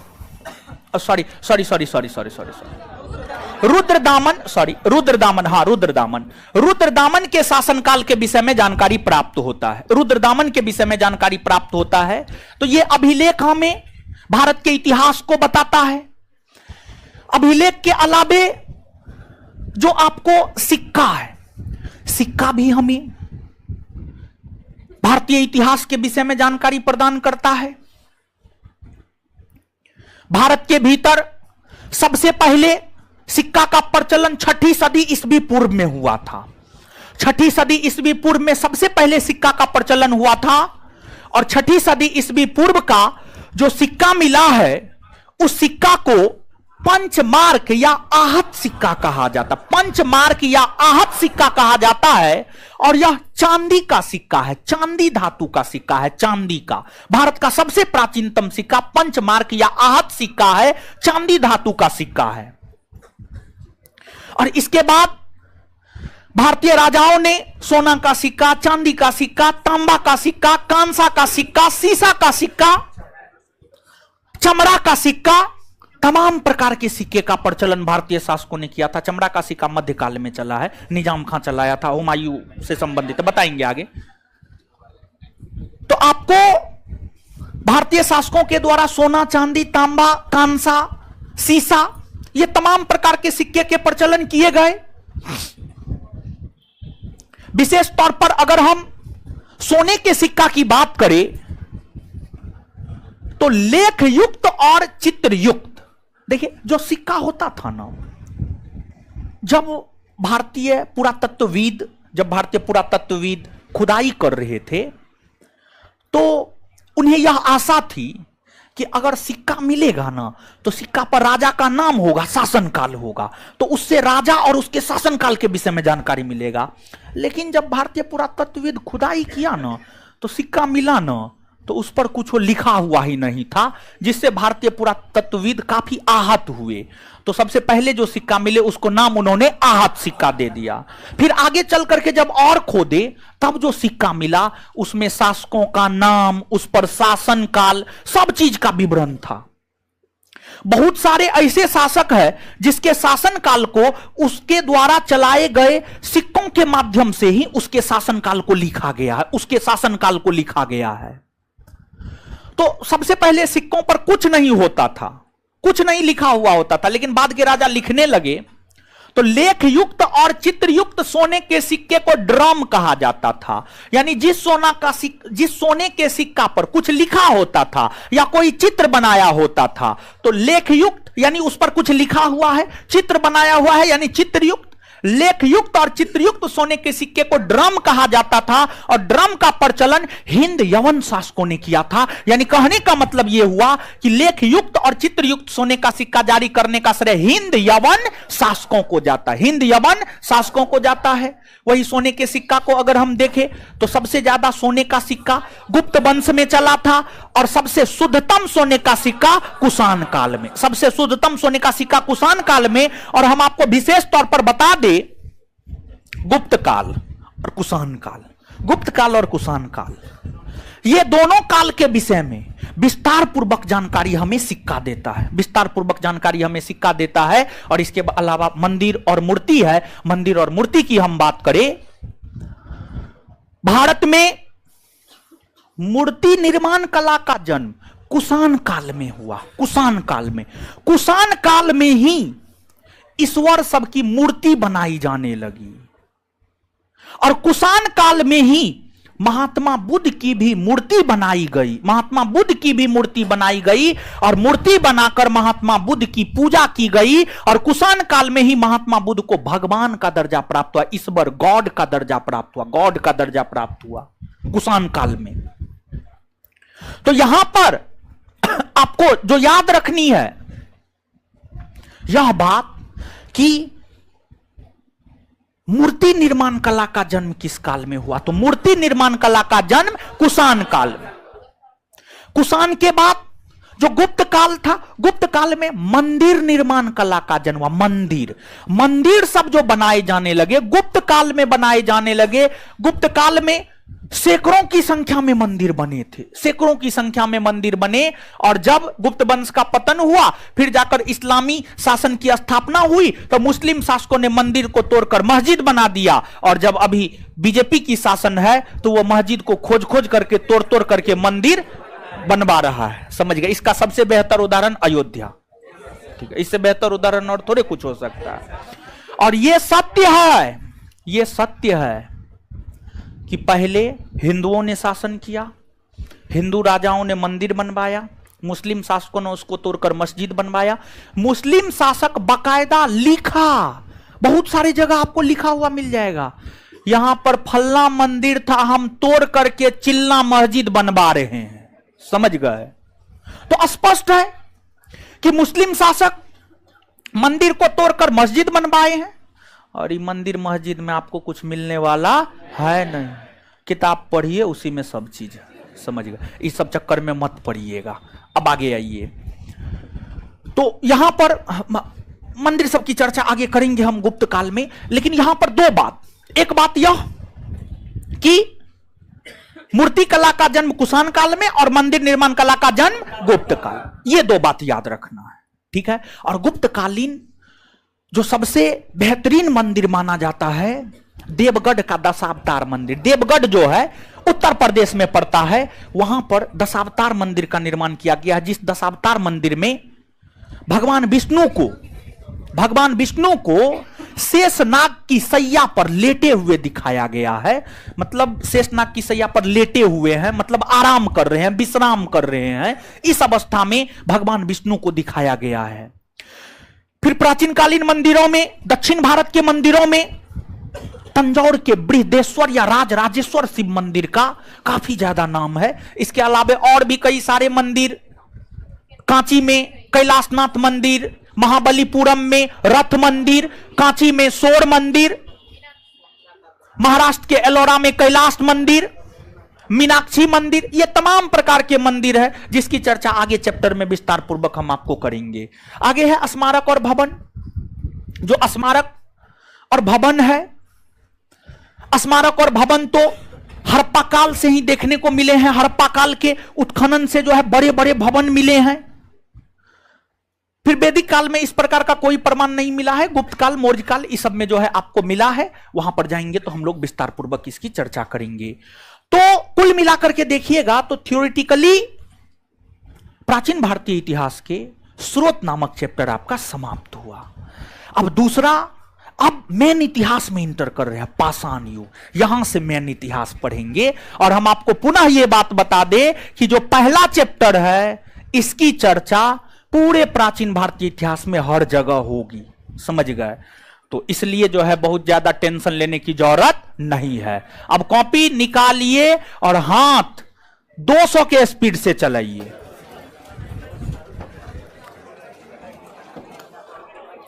लिखिए,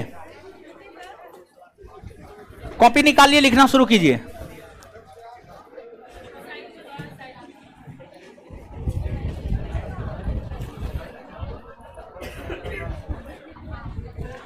पैराग्राफ चेंज करके फटाफट हाथ चलाइए। लिखिए, लिखना शुरू कर दिए। लिखिए, जैन साहित्य को आगम कहा जाता है। जैन साहित्य को आगम हम लिखते रहेंगे, हमको पता है आप लोग चोरी करके मैट्रिक इंटर पास किए हैं। जैन साहित्य को आगम कहा जाता है। आगमो, आगम, जैन साहित्य को आगम कहा जाता है। उसी में कंटिन्यू, जैन धर्म के प्रारंभिक इतिहास की जानकारी, जैन धर्म के प्रारंभिक इतिहास की जानकारी, जैन धर्म के प्रारंभिक इतिहास की जानकारी कल्पसूत्र से मिलती है। कल्पसूत्र से मिलती है। कल्पसूत्र से मिलती है।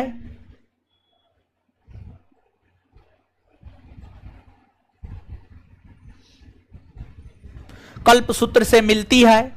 कल्पसूत्र से मिलती है, जिसकी रचना भद्रबाहु ने की है। जिसकी रचना भद्रबाहु ने की है। जिसकी रचना भद्रबाहु ने की है।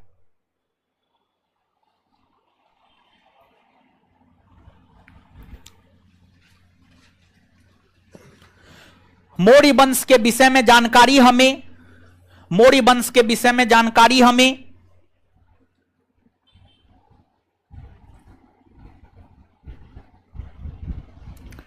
मौर्य वंश के विषय में जानकारी हमें निम्न साहित्यों से मिलती है। मौर्य वंश के विषय में जानकारी हमें निम्न साहित्यों से मिलती है। मौर्य वंश के विषय में जानकारी हमें निम्न साहित्यों से मिलती है। एक नंबर में अर्थशास्त्र, इसके रचयिता कौटिल्य है। एक नंबर में अर्थशास्त्र, फटाफट लिखते जाइए। एक नंबर में अर्थशास्त्र डैश देकर, इसके रचयिता कौटिल्य है। एक नंबर में अर्थशास्त्र डैश देकर, इसके रचयिता कौटिल्य है। एक नंबर में अर्थशास्त्र डैश देकर, इसके रचयिता कौटिल्य है। दो नंबर में कथासरित सागर, कथासरित सागर, कथासरित सागर, इसके रचयिता सोमदेव है। इसके रचयिता सोमदेव है, सीधा डैश देकर लिखते जाइए, ठीक है। कथासरित सागर डैश देकर सोमदेव, कथासरित सागर डैश देकर सोमदेव। वृहद कथा मंजरी डैश देकर क्षेमेंद्र, वृहद कथा मंजरी डैश देकर क्षेमेंद्र, वृहद कथा मंजरी डैश देकर क्षेमेंद्र। मुद्रा राक्षस डैश देकर विशाख दत्त, मुद्रा राक्षस डैश देकर विशाख दत्त, मुद्रा राक्षस डैश देकर विशाख दत्त, डैश देकर विशाख दत्त। हाँ, मुद्रा राक्षस डैश देकर विशाख दत्त। अब आगे लिखिएगा, स्टार मार के, अगला स्टार मार के जल्दी। सुंग वंश के विषय में जानकारी हमें सुंग सुंग सुंग सुंग सुंग सुंग सुंग वंश के विषय में जानकारी हमें सुंग वंश के विषय में जानकारी हमें सुंग वंश के विषय में जानकारी हमें निम्न साहित्यों से प्राप्त होती है। सुंग वंश के विषय में जानकारी हमें निम्न साहित्यों से प्राप्त होती है। एक नंबर में महाभाष्य, एक नंबर में महाभाष्य, एक नंबर में महाभाष्य डैश देकर इसके रचयिता पतंजलि है। एक नंबर में महाभाष्य डैश देकर इसके रचयिता पतंजलि है। एक नंबर में महाभाष्य डैश देकर इसके रचयिता पतंजलि है। 2 नंबर में मालविका अग्निमित्रम, मालविका अग्निमित्रम, मालविका अग्निमित्रम डैश देकर कालिदास, मालविका अग्निमित्रम डैश देकर कालिदास, मालविका अग्निमित्रम डैश देकर कालिदास। अब आगे लिखिएगा, कुषाण वंश के विषय में जानकारी निम्न साहित्य से प्राप्त होती है। कुषाण वंश के विषय में जानकारी निम्न साहित्य से प्राप्त होती है। कुषाण वंश के विषय में जानकारी निम्न साहित्य से प्राप्त होती है। कुषाण वंश के विषय में जानकारी निम्न साहित्य से प्राप्त होती है। एक नंबर में बुद्ध चरितम डैश देकर अश्वघोष, एक नंबर में बुद्ध चरितम डैश देकर अश्वघोष। 2 नंबर में महाविभाष सूत्र डैश देकर वसुमित्र, 2 नंबर में महाविभाष सूत्र डैश देकर वसुमित्र, अश्वघोष, अश्वघोष, अश्वघोष, अश्वघोष, ठीक है। 2 नंबर में महाविभाष सूत्र डैश देकर वसुमित्र, 2 नंबर में महाविभाष सूत्र डैश देकर वसुमित्र, वसुमित्र। नोट देकर के एक पॉइंट लिखिएगा, नोट, एनओटी नोट।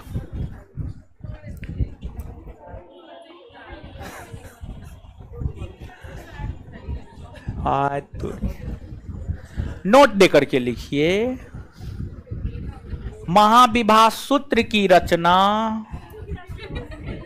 लिखिए, महाविभाष सूत्र की रचना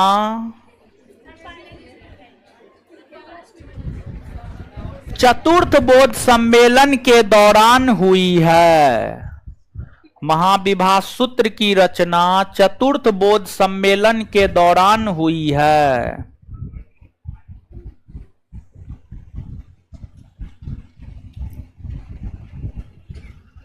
आगे गुप्तकालीन साहित्य, आगे आगे गुप्तकालीन साहित्य, गुप्तकालीन साहित्य लिखिएगा। अभिज्ञान शाकुंतलम बोर्ड पे लिखा हुआ है, अभिज्ञान शाकुंतलम, अभिज्ञान शाकुंतलम कोमा विक्रमोवसियम, विक्रमोवसियम,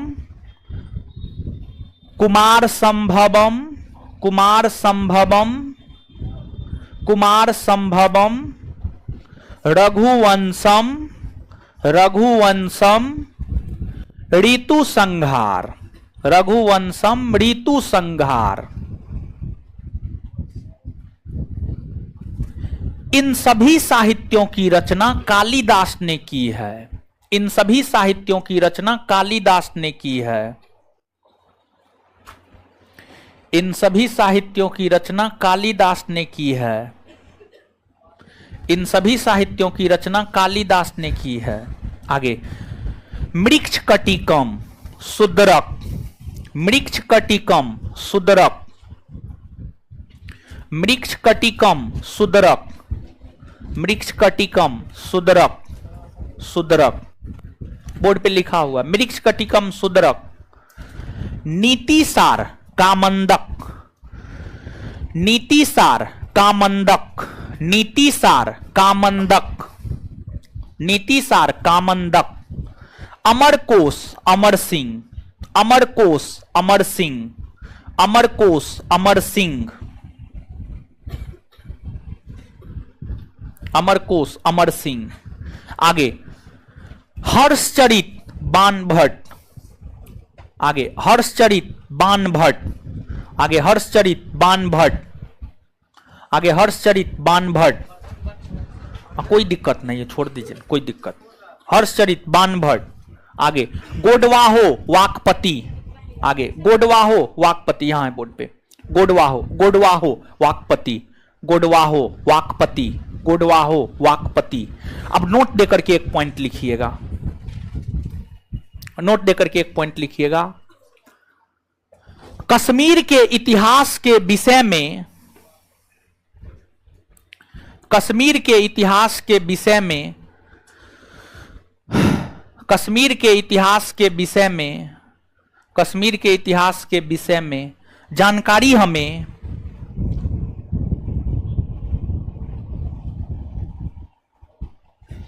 कश्मीर के इतिहास के विषय में जानकारी हमें कश्मीर के इतिहास के विषय में जानकारी हमें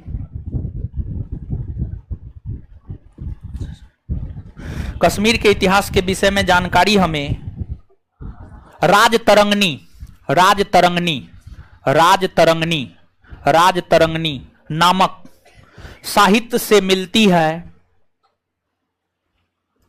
जिसकी रचना कल्हण ने की है, जिसकी रचना कल्हण ने की है, जिसकी रचना कल्हण ने की है, जिसकी रचना कल्हण ने की है, जिसकी रचना कल्हण ने की है, जिसकी रचना कल्हण ने की है।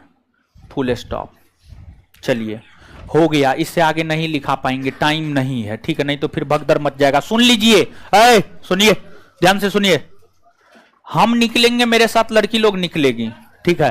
देखिए अभी बैच शुरू हुआ है, थोड़ा सा बैच एडजस्ट नहीं हो रहा है, इसी वजह से थोड़ा कम टाइम दे रहे हैं, आगे ज्यादा टाइम देंगे हम आपको। अब सुनिए, कल शनिवार है ना, हो शनिवार को, प्रत्येक शनिवार को बिहार दरोगा बैच, जो आज से पहले 2 बैच था, आपका तीसरा बैच है। 2 बैच का टेस्ट होता है 12:30 बजे से, तो आपका जो टेस्ट है 12:30 बजे से नहीं लेंगे, आपका टेस्ट जो है इसी टाइम में होगा। 5 से 7 ना आपका बैच है, 5:30 से 6:30 7। कल आप लोग के बैच में भी टेस्ट शुरू कर देते। कल आपका पहला टेस्ट है, और पहला टेस्ट, और टेस्ट जो होता है, देखिए टेस्ट जो होता है ना, ये टेस्ट साप्ताहिक चलेगा, प्रत्येक सप्ताह चलेगा। और आप जो एडमिशन लिए ना, उस एडमिशन में ही ये टेस्ट है, सप्ताह में एक टेस्ट है, सप्ताह में एक फुल लेंथ टेस्ट आपके एडमिशन में इंक्लूड है। उसके लिए आपको कोई चार्ज नहीं देना है, ठीक है। उसका डिस्कशन हम नहीं करवाते हैं, हम आपको बता दें, आंसर देते हैं सिर्फ, ठीक है। कल का टेस्ट जो है सब लोग भाग लीजिए, और एडमिशन रसीद लेकर आइएगा। और सुनिए ना, हो तरीके पूरा बात सुनिए ना आप लोग। बिहार दरोगा परीक्षा अगर अगले रविवार को होगा, वो क्या पूछेगा? पूरे सिलेबस पूछेगा, करंट पूछेगा, हिस्ट्री पूछेगा, ज्योग्राफी पूछेगा, बायोलॉजी पूछेगा। वैसे ही हम भी पूरा सिलेबस पूछेंगे आपको। तो कल के टेस्ट से आप यह अनुमान लगा सकते हैं कि आपका अभी क्या स्थिति है, आपको कितना मेहनत करना है, समझ गए। अगर कल के टेस्ट में किसी को 70+ आ रहा है, मतलब वो बहुत बेहतर विद्यार्थी है। और अगर 30 से 70 के बीच में आ रहा है, तो आपको बहुत ज्यादा मेहनत करने की जरूरत है, समझ गए। तो कल आपका टेस्ट आपके टाइम पे है, आपके टाइम पे है, मतलब 5 बजे से है। ऑफलाइन बच्चा आ जाएंगे, अपना रसीद लेकर आएंगे, तभी क्लास में एंट्री दिया जाएगा। टेस्ट है कल आपका। और उसके बाद जो है ऑनलाइन, ऑनलाइन ये टेस्ट का क्वेश्चन जो है हम अपलोड कर देंगे। जैसे ही यहां टेस्ट शुरू हो जाएगा, क्वेश्चन अपलोड कर देंगे, आपको 1 घंटा बनाने का टाइम देंगे, और फिर जो है आपको आंसर हम दे देंगे। तो आप स्वयं मूल्यांकन कर लीजिएगा कि आपको कितना आ रहा है, कितना नहीं आ रहा है, कितना आपको मेहनत करने की जरूरत है। तो ऑनलाइन में यही क्वेश्चन भेज देते हैं, 1-1.5 घंटा के बाद आंसर भेज देते हैं, आप अपना टेस्ट देकर मिला लीजिए। ऑफलाइन में तो सब चीज हम करवा देंगे, ठीक है। तो कल आपका टेस्ट है। इसके बाद होमवर्क जल्दी दीजिए, जल्दी दीजिए, जल्दी 1 मिनट में।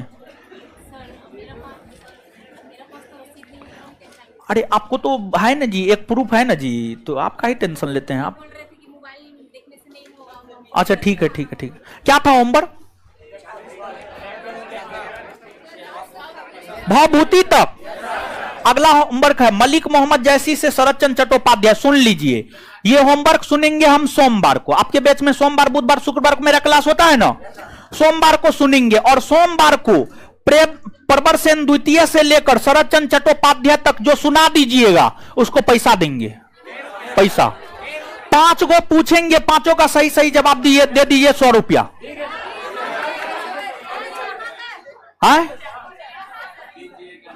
पूरा पूरा मतलब ए नंबर का पूरा, प्रवर सेन द्वितीय से शरद चंद्र चट्टोपाध्याय तक, प्रवर सेन द्वितीय से शरद चंद्र चट्टोपाध्याय तक, इतना पूरा, समझ गए। तो इससे आगे कल टेस्ट है, टेस्ट में मिलते हैं। और फिर रविवार को क्लास नहीं रहता है, सोमवार को आपका क्लास होगा। कल टेस्ट है, टेस्ट में मिलते हैं। हमको निकलने दीजिए, मेरे साथ लड़की निकलेगी, फिर लड़का लोग निकलिएगा। धन्यवाद सभी लोगों का। इससे आगे अब अगले क्लास में जो भी होगा, अभी हम 1 सेकंड समय नहीं देंगे, हम 1 सेकंड रुकेंगे, सब चीज गड़बड़ हो जाएगा। धन्यवाद सभी लोगों का। ठीक है रणविजय जी, आगे देखेंगे।